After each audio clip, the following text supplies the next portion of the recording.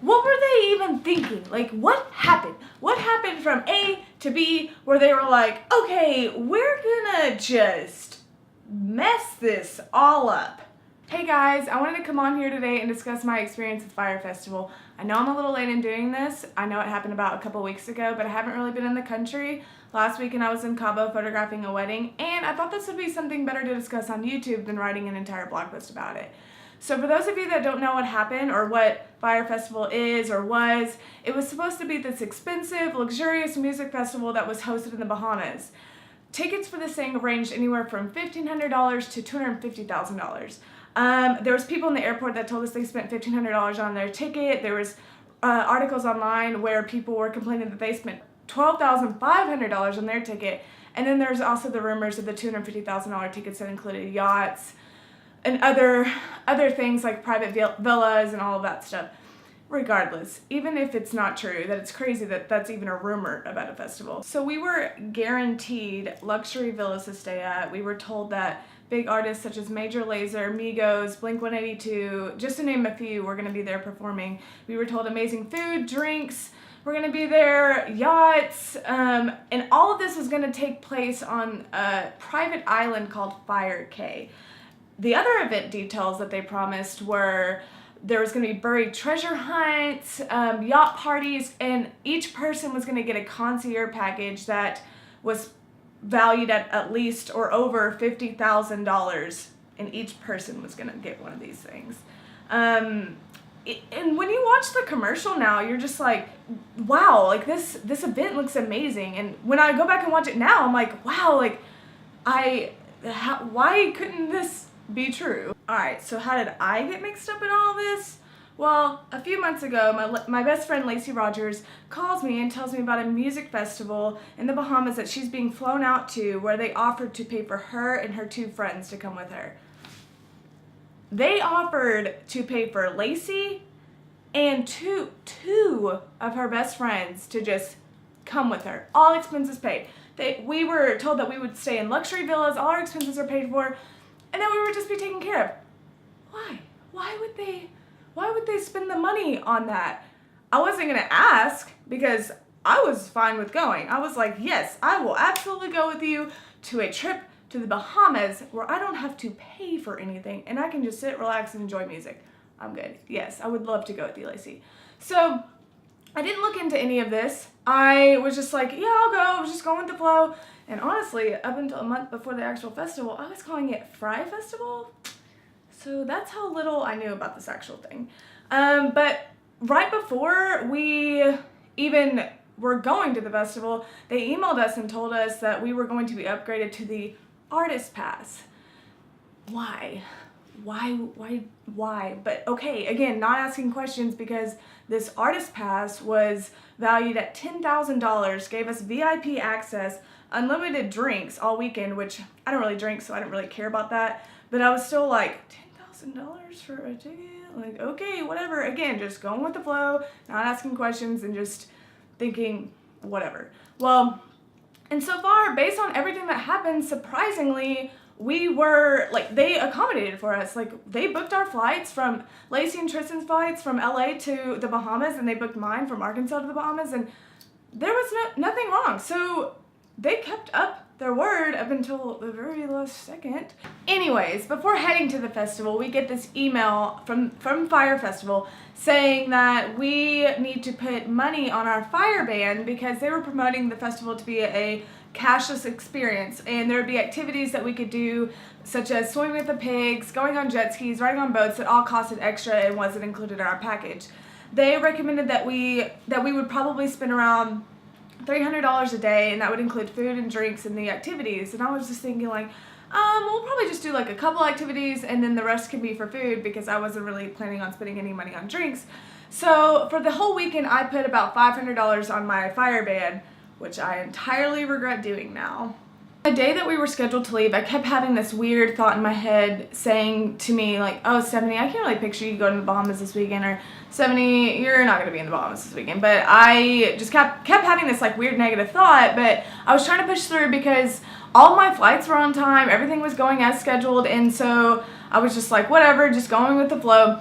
And when I got to Miami, I go to the spot that Fyre Festival told me to go to, and where the actual Fyre Festival employees were checking us in and giving us our wristbands, giving us our artist pass, saying like, oh, like you're gonna have an amazing time this weekend, and oh, I hope you take so many great pictures and tag us, all this stuff. And I was just thinking, now that I think about it, I'm like, what? Like, they were literally telling us that we're gonna have an amazing time and all these other things, and they probably knew way more than I did. I didn't even know how to pronounce this music festival until like a month ago, and I'm just like, now, like, why would they tell us? Why would they let us get on the plane? Why weren't they like, you know what, things aren't working out, you guys should probably go home? But anyways, they just let us do that. So whenever I meet up with Tristan and Lacey, we kind of start putting two and two together because our flight was getting delayed by hours, and people were piling up at the gate, and we eventually get on our plane, and we're thinking like, oh, how can we figure out the truth about what's going on with the music festival? So we get on Twitter, and people are live tweeting from the festival saying that they showed up in an abandoned style festival area. Their tents were destroyed. There was nowhere to sleep. The luggage that they brought from the airport was being thrown off of trucks, like just thrown off into piles for just anyone to take. People's things were being stolen. And the luxury food that they promised was a piece of bread and cheese. Yeah.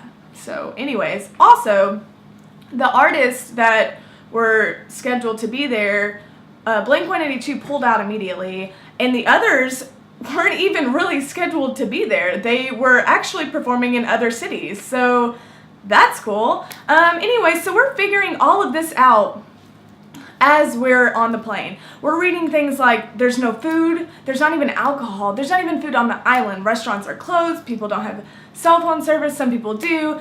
People are going crazy, people are getting angry, some people are hurting other people. And I'm just like, oh my God, we are about to take off on this plane to the Bahamas with no plan. And I know that people have said to me, like, whenever because we were live streaming that whole thing, we were freaking out, like, we don't know what to do. My mom was like, what is going on? And people were saying like, oh, you'll be in the Bahamas, so it's fine. No, it's not fine, because usually when you go to another country, you have a plan. We didn't have a plan. We were told that we would get off the plane, we would be picked up and taken to our luxury villa. But we were going to land in the Bahamas with no cell phone service and nowhere to go, really late at night, and probably nowhere to stay. So it wasn't a really ideal situation for us to be in, and that's why we were freaking out along with everyone else on the plane. Luckily though, right before we were about to take off, the pilot stopped the plane, came to us and said that the actual Bahamas government was no longer allowing any more planes to enter the country because of Fyre Festival and all of the insanity that was happening down there. They were literally halting planes from entering the country. So we were instead told to get off the plane so the plane we were on could go and rescue the people on the island. Rescue the people on the island. Like, what is happening? So we get off. We end up being stranded in Miami, which I'm totally okay with. Or I was totally okay with. I was with Tristan and Lacey. We got to hang out. We did cool photo shoots. We explored Miami. We had an awesome time. But I felt terrible for the people that were over there because we kept reading all these horror stories and how people were just like nowhere to go, stranded completely. And I know that initially it is funny. I mean, the memes were funny. Like the picture of the food from the music festival was hilarious. And I saw some actually really funny things, but I wrote on my Facebook how crazy this was that this festival happened and how it happened to all these people, and some guy wrote on there like, oh, well, they deserve that to happen to them because these rich people spent all the money on that festival. And I was like, that doesn't make any sense. No one deserves that to happen to them. I don't care how much money you have. You don't deserve to be told that all these things were going to happen, pay for them, and then you'd be stranded out there in a dangerous situation. Like, no one deserves to not feel safe, especially when they didn't ask for that. It wasn't an ideal situation for anyone to be in, and no one deserved that. So that wasn't really that funny. And I do feel bad for those people, and I'm glad that everyone made it home safely. But I haven't really checked into anything since the Fyre Festival. All I know is that they owe me $500, and I would love to have it back any day now. They won't return my emails. They won't return Lacey's emails. I think the next step that we have to do is contact our banks and tell them it was fraud. Oh, hit with 6 lawsuit. Okay. Now they're being sued for $100 million in the class action lawsuit. New lawsuit claims Fyre Festival was a fraud from the start. Nothing more than a get-rich-quick scam, which people are saying it's a scam, and I mean, it is a scam because nothing happened, but to me, I was like, why would they pay for us to come out there? Why would they spend all that money on our plane tickets if it was never going to happen? Which we did not give them any money other than like for our fire bands. All this keeps saying is that there's more and more lawsuits. Yeah, I'm just reading this and slowly seeing that I am probably not going to get my money back. But on a positive note, they plan to have another festival in 2018 in the United States. I can't wait to see how that works out. Alright guys, thanks for watching. Like, subscribe, share, comment, all that stuff. Let me know what you'd like to see. Thank you for all the positive support and feedback that I've gotten from this. I'm still learning. I am working on a question and answer type vlog for you guys because I've received a lot of questions to answer about photography. I am working on that. We are going to start working on vegan cooking, and we have a lot more stuff that we want to share. So thank you guys so much, and I will talk to you again soon.